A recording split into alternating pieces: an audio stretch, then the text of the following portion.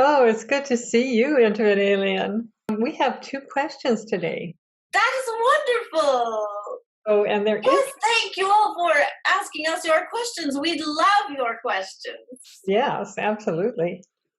So, do you, Intimate Alien, and or our higher selves have belief systems? Oh, that is interesting.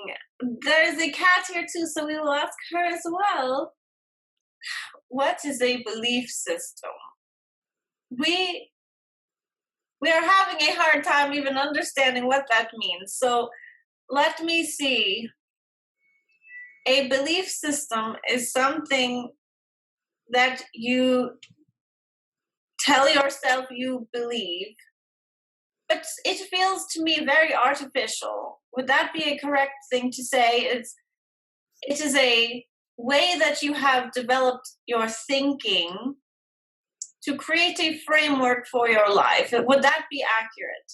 Yes, I Okay. think so, because we have many belief systems that we create, and we change them as we go along. And, Right. yeah, Right. That yes. No, we do not. We do not have that. We have something similar yet without as many steps. So where I live, right, there are rules to my dimension. There are ways in which I live that are parameters set by the physics of where I am, mhm, right? That makes sense. You have that too. yeah, Except instead of just living within those parameters like we do, you create extra rules to try to justify things and explain things. And mhm, we do not have that. So your higher self does not, nor do I, yet you do because you generate stories for everything. Because you forgot that you create everything. uh-huh, When you forget that you create everything, you must have a story as to why it comes to you, right? yes. That's where your belief systems come from, we believe. Yes, that's interesting because it seems like as we evolve in our awareness, our self-awareness, we go from believing that, making stories so that other people are responsible for what happens to us. And then as we come to realize what's going Or on, that you are, and you say, "Oh, I am stupid. Oh, what is wrong with me? Why am I doing that?" Right? It is not just about blaming others, it is about yourself too. yeah, we blame ourselves, yeah. And then eventually we tune into what's really going on. Yes. Yeah, that's very interesting. And Okay. you find relief when you do tune into that eventually. There's relief because you can let that story go. Yes. Yes. Absolutely. Yeah.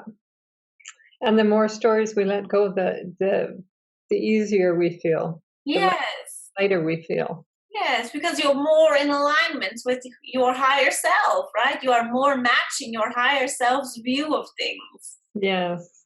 Yes. Well, thank you for that. Thank you for that clarification. Yes, we have never thought of that before, so it was fun. Yeah, and thanks for that question, audience. So we have another question, and I think this could have been a page out of my past. This person knows that she creates a mother who is needy and uses guilt trips on the daughter. The daughter's aware that she is creating this, but she wants to know how she can be a loving daughter and not have all that excess baggage around it all. Well, you said something that would be helpful here, so why don't you say that too? Well, what I did was I just stopped accepting the guilt. I just ignored it. And then when the guilt didn't work anymore on me, then she stopped using it. And Yes. So speak of that because I don't think many humans are aware that they can not accept guilt. So what is that about? And also, did your actions change? What did that mean for your actions? Were you um, still helpful, or did you shy away completely? No, I was much more inclined to keep my distance and to resent being around her when I was taking on the guilt. Once I stopped and just let it go by, then I was fine with, spending time with her and helping her and just learning who my mother was, like as children, our parents have baggage. They have stuff that they're dealing with and they don't know how to handle. And so I always saw the person who was grappling with her issues and trying to do the best she could. And I didn't know that. And so I saw this terrible person, right? I thought she was terrible. Oh, but I knew she wasn't, right? Underneath, I knew she wasn't. And then when I stopped doing the guilt thing and stopped taking on the criticism, um, not taking it personally, just realizing that she had her own stuff to deal with, then it all just kind of went away. And I got to see the beautiful person my mother really is. That is beautiful. We could not add anything more to that, because that is what you're here to do. You are here to remain sovereign, right? You are here to experience yourself and not the opinions of others. And that is what you did. You just decided the only opinion that matters here is my own, and I think I am great.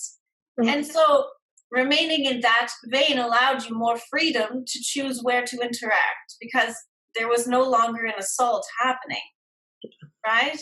Yeah. Yes, and that is beautiful, and that's all we can say. You used an interesting word there, assault, right? Because that's what it feels like. It's an assault coming at you, and you don't know how to get out of it. You're just bombarded, and then you go into emotion and you can't think and rationally, right? So yeah, if you can just step away and go, yeah, I don't need to take that on. Yes, wait a minute, this has nothing to do with me. This has everything to do with them Yeah. and their experience. It is not about me, so I do not need to take this personally. This is not true.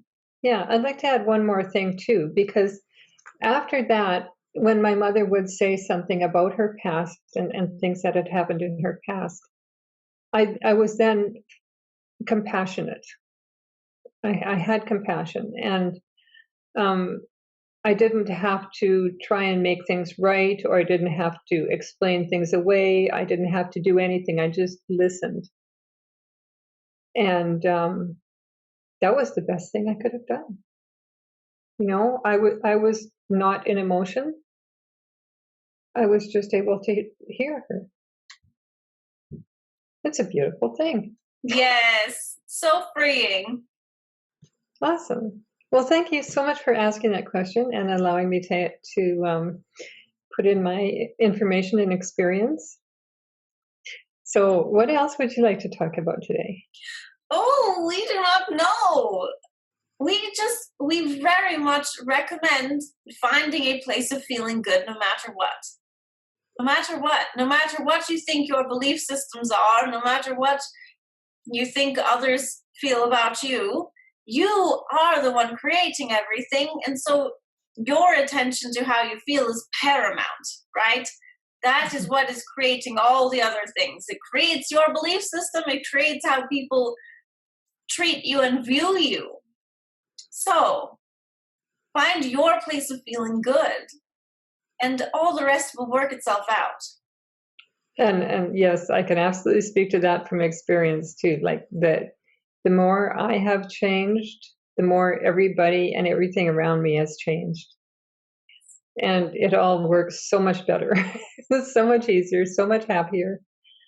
And even now, when I slip out of, I'm just kind of out of alignment and it's not even really out of alignment. It's like I can watch myself having the experience of creating a little drama for myself. And I can actually kind of enjoy it. And then I can come back and go, that was a little side trip. Yes. It was this is just fun. It's fun being here. Yes. And I totally get how much fun you have too now. Like because in the last couple months, I think I finally had the experience of that deep joy of gratitude of being able to be here and play. Like, I feel so honored that I can be here to play. Yes. Yes. And I know you have talked about that before, and Rachel has talked about it, that, there's like a waiting list for beings to come here. And now I get it. Yes. And it shows on your face. We can see it. Thank you. It's a beautiful thing. Thank you. Yes. Yeah. And I love that you and I get to play here too. Yes. Well, we are here for a reason, right? We are most resonant in this. Yes, very Yes. much so. Okay, thank you so much, Intimate Alien. And all our listeners, please bring in more questions. We love answering them. And we'll see you next week.